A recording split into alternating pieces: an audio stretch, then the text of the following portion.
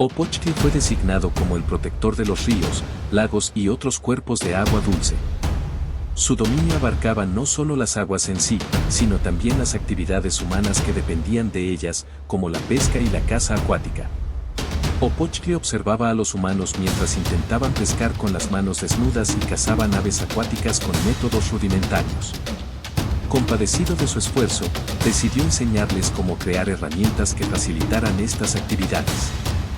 Fue Opochtli quien, según el mito, creó el atlatl, una especie de lanzadardos que permitió a los cazadores alcanzar a las aves acuáticas desde grandes distancias.